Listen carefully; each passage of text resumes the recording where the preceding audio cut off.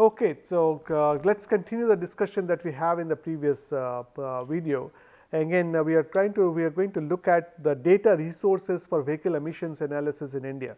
Again, I would like to acknowledge Dr. Sarath Gundikunda, who has been gracious enough to share these slides with us, so that we can use these slides to put it on this particular as part of this particular project on this particular website. So it's urbanemissions.info, where you can get all detailed information related to this particular video that we are going to talk about. And so let's and you can go there and check this out too. I strongly encourage you to go there and check out. As you saw that earlier, where we stopped in the previous previous video. So this Apna City program airsets, which is basically looking at 50 airsets, baseline for 50 airsets.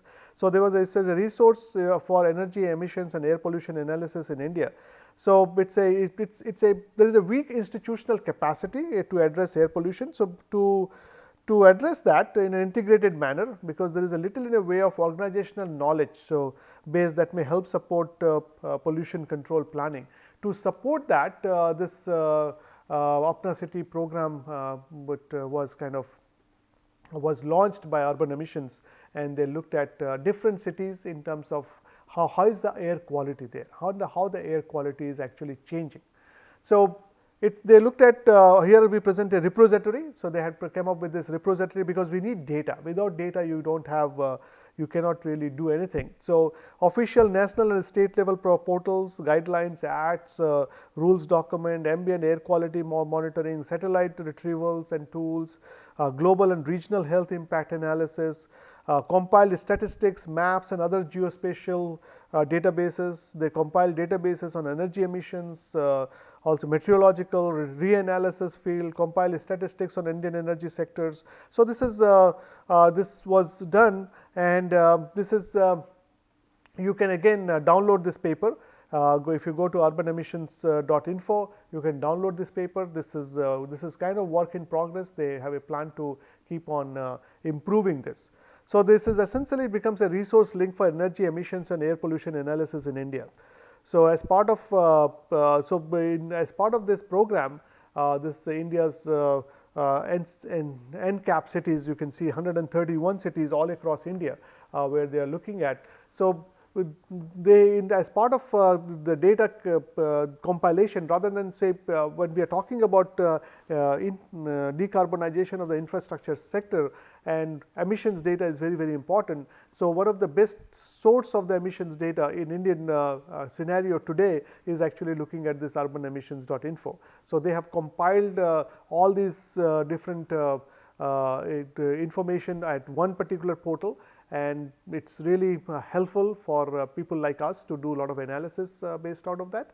And that's the reason why we thought that it will be nice to include these information as part of this short-term module, so that if you are looking for when you are talking about doing LCA and you are trying to get the data, and the data has to come, the good quality reliable data has to come, has to be collected, and for that especially for the when you don't have the primary data, and you need to rely on the secondary data, and secondary data done studies done by urbanemissions.info and their associates have been all captured and nicely put together in this particular website.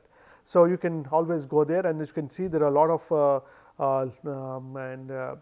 of links which you can go and get more detailed information. So they have documents in terms of the NCAP proposals, city by city approaches are also available, review of 102 approved action plans, then review of 10 approved action plans conducted by NRDC, portal for regulation of air pollution in non-attainment cities, then budget and the pollution tracker.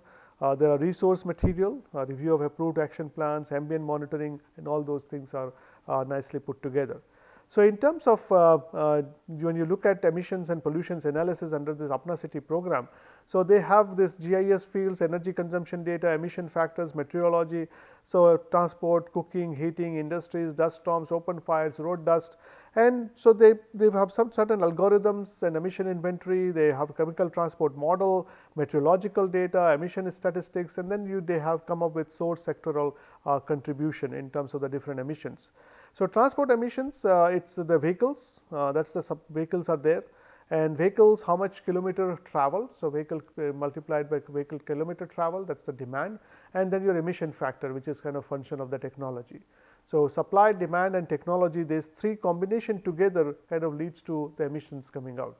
So in terms of emissions, as you can see, transport emissions analysis, the sulfur dioxide and carbon dioxide emissions are estimated using, you have where this particular equation, where you have your like total emissions coming out, and then you look at number of vehicles on road by vehicle types, then the share of the vehicles on road for each vehicle types, then the annual average vehicle kilometer travels, then your FE becomes your EF becomes your fleet average emission factors. FE is the fuel economy, how much per kilometer type. So detail has been provided here. So using this equation, you can always you can get what is the emissions coming out from each sulfur dioxide as well as the carbon dioxide emissions can be estimated.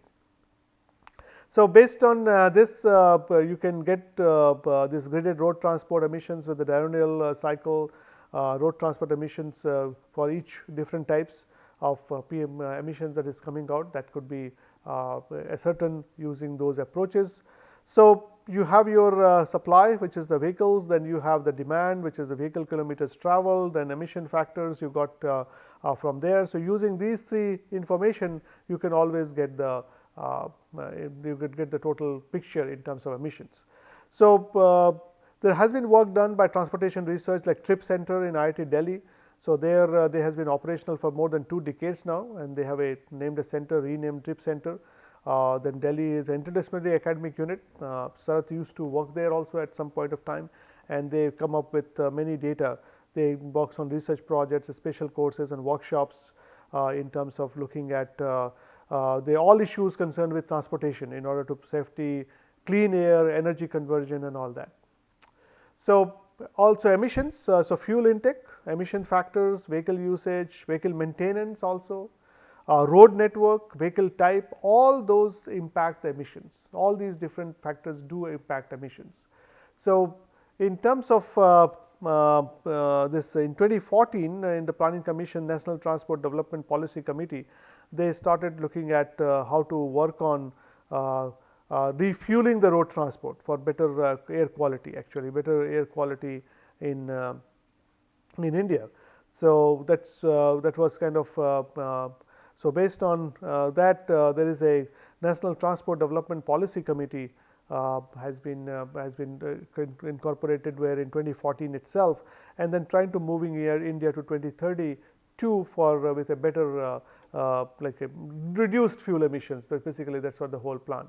So air quality management is also sometimes is a numbers games, like the vehicles growth in India is too much. You are looking at 2-wheeler, 3-wheeler, 4-wheeler, buses, high dense, like a heavy duty vehicle, light duty vehicle.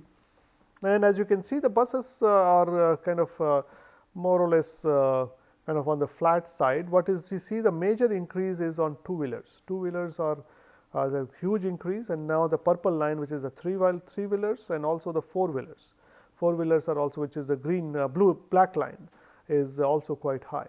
So in country like India, again we kind of talked about in some other platform too.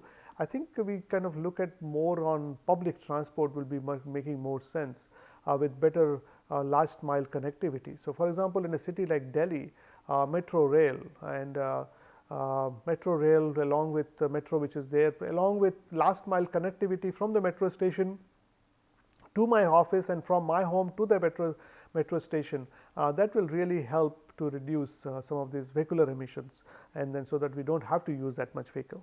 So there was some total register from the different registered those data was collected. The data for different types of vehicle has been collected from the different state registered motor vehicles authority. So here, for example, they have got this data from different Andhra Pradesh, Arunachal Pradesh, as you can see. how much two-wheelers, how much cars, how much those has been collected from there. And so there has been increase, and there is a projected increase that our four-wheelers estimated number of registered vehicles for by year. So there are 2-3 years backlog in data availability is there, but if you can total vehicle population as we are going to look at. So that needs to be a huge increase in the total vehicle.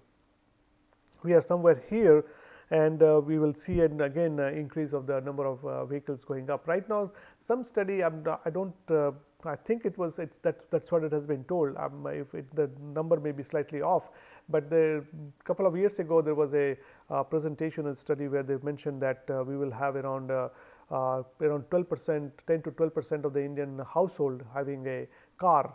Now, if that becomes double, think about what will happen in terms of emissions as well as in terms of road congestions and other stuff in there too. So there is a Vahan dashboard is there from where the data is also can be collected. So Vahan dashboard is another place where you can get and collect a lot of data from those two. So in use vehicle estimated number of registered vehicles per year, you saw that, and how much of that is in use and when they will be out of use, what is the life of that vehicle. So that's where you will get the vehicle usage data. Then benchmarking vehicles and passenger travel, it's looking at all on-road emissions studies, assessment of motor vehicle use characteristics in 3 Indian cities. So these are all work done by Sarath and his team. So again, as I said, these are available on their website, so you can always have a look at that. So there, in terms of looking at in terms of vehicle perform, like people use of the vehicle, how that affects. So petrol pump user surveys were done where they looked at how much kilometer they drive, what is how frequently they are trying to service those vehicles, what is that how much what is the typical daily travel. So there was a fuel station survey in terms of the vehicle type, occupancy, registration number, vehicle manufacturing year. So how old is that vehicle? What is the mileage that they think? What is the odometer rating? So there it was done in Patna, where 10 stations, 10 days, 19 students, and 10,320 people participated in that. As you can see, people were asked questions. And then there were cars around 29%, and the small utility vehicles around 16%, then two-wheelers 41%, and then three-wheelers around 13%. So that was the mix was there. And then they started looking at how much in terms of your how much is 10 years or older. So you see many vehicles are actually is around maximum around 16% in cars, and 6% in your SUVs or autos and tempos are also around 7%, 6.7%. And rest where average fleet was 5.3 years, 4.5 years, 5.9 years. Annual usage, they were saying 10,000 to 12,000 kilometers. So that helps us to have a in terms of usage. So we talk about the fuel, we talk about emission factor, and then the maintenance of the vehicle is also important. So so how pollution check. So you look at the pollution check of the vehicle, like what is the pollution level every year. So in terms of like a test results from POCs, sometimes they are useless in terms of no real world driving cycle. CO2 is an index, VOC of course is an old standard. But it's a pollution check program needs to be more kind of strengthened. So we know about this that Dieselgate scandal of Volkswagen, where they were working with the software in the motor were designed to fool pollution test. So but pollution does create a lot of problem in terms of effects of NOx and all that. The car's emissions controls are turned down. It emits up to 40 times the legal limit of NOx. So under normal operation, when the car's emissions controls are turned down, legal limit of NOx in the United States is 31 milligram per kilogram. So more NOx, it's asthma attack, breathing, heart problems. So excess NOx from improperly configured diesel vehicles had contributed to around 38,000 premature deaths globally. So in 2015. So we need to look at the maintenance of the vehicle. So these are all what we are, when we look at the emissions, transport emissions analysis, these are all the different factors has to be taken into consideration. So we talked about different aspect. Now, the emission factors, in terms of the emission factors, again measuring emission factors. So, CPCB, how to measure real driving emissions using portable emission measurement system. You can go to this particular like video, and you can look at that more detail as well. So, there was a sampling probe, outline to ambient air, and then you take all those different minimum use elastic. There is a tailpipe, you connect through this, and then this is your you can get all those emissions factor coming out. So, and that that is being done. So, in air quality monitoring emissions, 2006 to 10 CPCB had done work on that, and then national summary report was generated. Then Delhi NCR also the World Transport Emissions 2023. So, they had also looked at Delhi has joined selective list of cities across the globe to piloting remote sensing technology to understand real world emissions of motor vehicle. The study led by International Council on Clean Transport as part of real urban emissions initiative is being executed presently around 15 points in Delhi. So, in 2023 they are looking at. So, emission factors.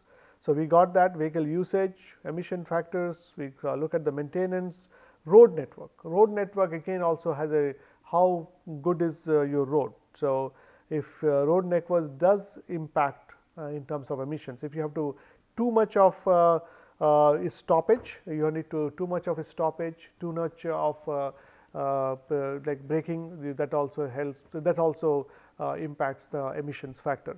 So, you can assess it using this OSM, which is a free, or the Google Maps from Google Map data collected for 4,000 road segments for every hour. So, looking at 100,000 origin destination calls using their API service. So, this part of Google Maps is not free, it is a paid resource, but again urbanemissions.info, they do have access to that. So, they looked at the hourly traffic speed in Mumbai, kilometer per hour. As you can see in Mumbai urban hourly urban traffic speed kilometer as from Monday, Tuesday up to, you are looking at Monday, Tuesday to up to Sunday, and then you start in the morning, in the mid of the night, and you go all the 24 hours. And here you see that during the daytime hourly traffic, especially in the evening 6-7 o'clock, it is very slow. So, that again makes your number emissions will be more. So, data collected for 4,000 road segments for every hour, 100,000 origin destination calls, again using API. So, traffic speeds from Google Maps at 1 kilometer resolution. So, you can get it from all the different cities across India, and also all maps could be, you can go to this particular website and get all these maps and graphs. Their air pollution knowledge assessment, that is your Apna city, is create a comprehensive city specific information pool to put it together data from disparate sources, surveys, reports, map, atmospheric modeling, outputs, spatial and temporal emissions, pollution heat pumps, and source contributor to PM 2.5, PM 10, SOx, NOx, carbon monoxide, VOCs and all that. So, we talked about the, do we have data? We can always use it and get a better database, but to start with we do have some data available, and we can there is a SimAir demo is also there which you can use again. So, in terms of getting the data for doing the emissions from the transport sector and other emission sources as well, you can, this week urbanemissions.info is a place where you can collect most of the data from to get your data, get data analysis done. Of course, you can always go back and get more data. So, thank you, and this with this we complete in terms of this like emissions part. Then we also look at some other aspects in the next couple of videos, and that will complete this short term course content. Thank you.